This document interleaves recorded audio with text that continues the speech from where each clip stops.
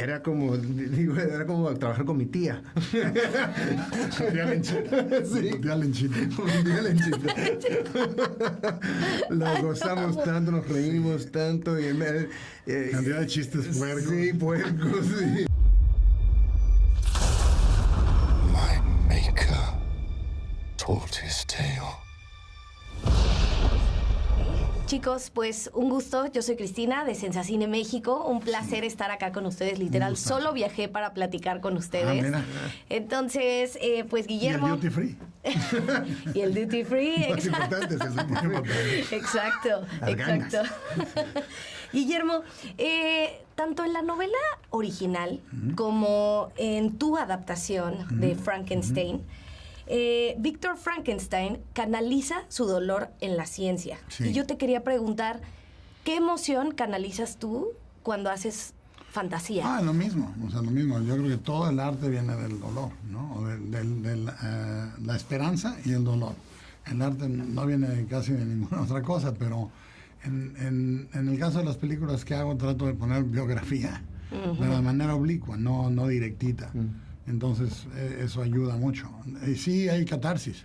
Yo cuando era muy chico pensaba que no existía, pero sí sucede.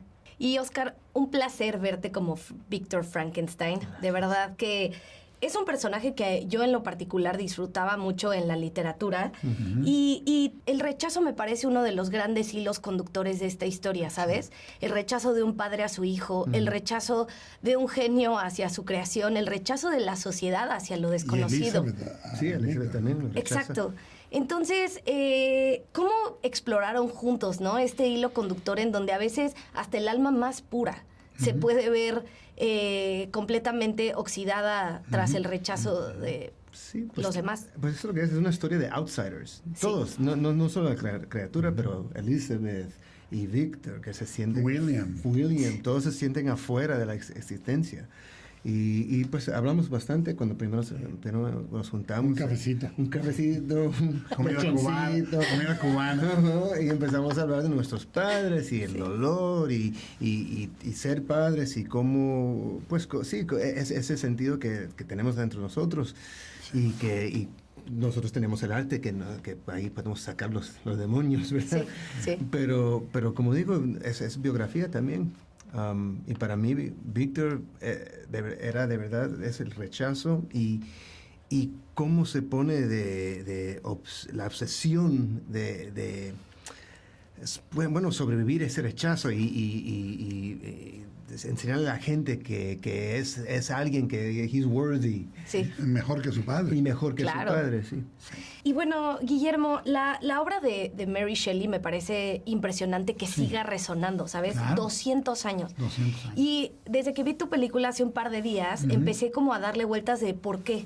Y creo que es porque al final, a través de la fantasía y lo gótico, ella aborda esta búsqueda de la identidad, Claro. ¿sabes? Y eso es algo completamente atemporal. Sí. Pero yo te quería... ¿Quiénes somos a nivel existencial? Sí. Claro. Y yo sé que ningún artista, cuando está creando una obra, busca esta perpetuidad, pero pensando en que su obra sigue resonando 200 años después, ¿a ti cómo te gustaría que la tuya resuene con el paso de los años? Hay una gran anécdota que le preguntaron a Hitchcock y usted se preocupa por la posteridad y dice, no, ¿qué ha hecho por mí últimamente? O sea, realmente, eso es... pensar en eso sería una ociosidad que me rebasa incluso a mí. Pero bueno, estoy convencido de que en mucho tiempo después, así como a Mary Shelley, la humanidad te vamos a tener en un lugar muy grande. Mientras sean VHS, estoy... Sí, te lo digo como mexicana también.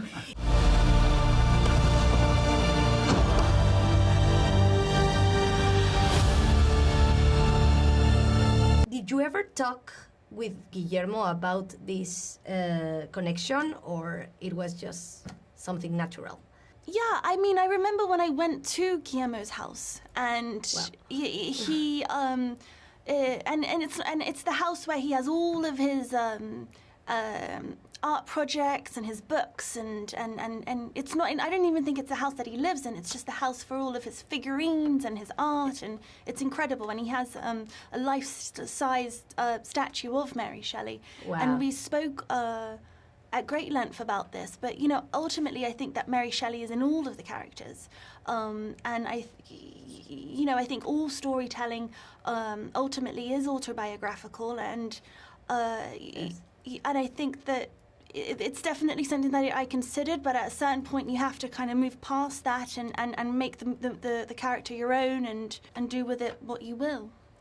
I think that also in the original Frankenstein book, women often occupy a passive role, you know, always at the mercy of someone's benevolence. But in your portrayal, it was completely the opposite. You know, as I said before, Elizabeth has a strong opinion. And she knows what she wants. So how did you approach bringing agency and depth to her character within this new context? Well, I mean, I think a lot of it was just in the writing, which did a lot of the work for me in that sense. You know, Guillermo really transformed the character of Elizabeth and kind of revolutionized her, because she is very different in how we read her in the novel. But ultimately that's in the writing, and Guillermo did that, and you know, he's had this story with him his whole life, and so the writing was incredible and made my job as the actor very easy. I'll tell you mine.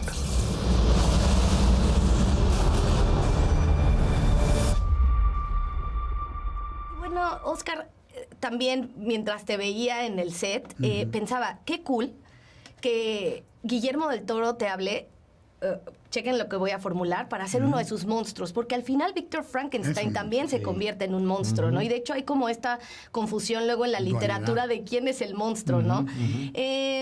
¿Cómo te...?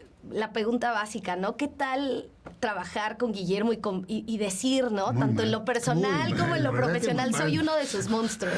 No, Sí. es verdad, ¿no? Y era como, digo, era como trabajar con mi tía. Un día lenchita. Sí. Un día lenchita. Un día lenchita. Lo gozamos tanto, nos reímos tanto. Y Cantidad de chistes puercos. Sí, puercos, sí. Me decía, ¡Vittorio! ¡Vittorio! O sea, un agasajo. No, y la verdad es que se sentía como estamos haciendo una obra Latinoamérica, era gozar en nuestra cultura en una manera muy abstract. Sí. Pero Víctor es, por eso, un outsider también en su familia. El padre es sajón, es completamente teutónico, ¿no? Sí. Y Víctor desprecia a Víctor y a su mamá porque no son como él. Entonces él es un outsider también en eso. Pero nos divertimos como locos en la filmación. La pasamos muy, muy ligados. sí, muy unidos. Sí. No tengo tiempo, one more Sí, question. una más. Ok. Me gusta mucho justamente la influencia de la figura materna en el camino de Victor Frankenstein. Y pensando en tu filmografía, es algo que no es la primera vez que vemos. En El laberinto del fauno, por ejemplo, también la figura materna es el centro de la historia. Y también muere pariendo un hijo, porque mi mamá Justo te iba a preguntar. O sea, uno de mis hermanos murió en el vientre y uno era gemelo de un hermano mío y siempre había su mamá, de mi mamá, murió, como la mamá de Mary Shelley murió después del parto. Wow. Entonces en mi familia, como en la de Mary Shelley, había esta idea del nacimiento y la muerte que pasan en el laberinto del fauno, pasan aquí, o sea, hay una cosa que no puedo explicar, pero está ahí, y la obsesión con los fetos. Sí, O sea, sí. ¿qué puedo decir? Invítenme unos tacos y les explico. Exacto. Pues ahora sí, muchas gracias. Un placer y de verdad un gustazo, Que te vaya Guillermo. bien en el duty free. Ay, sí lo voy a aprovechar.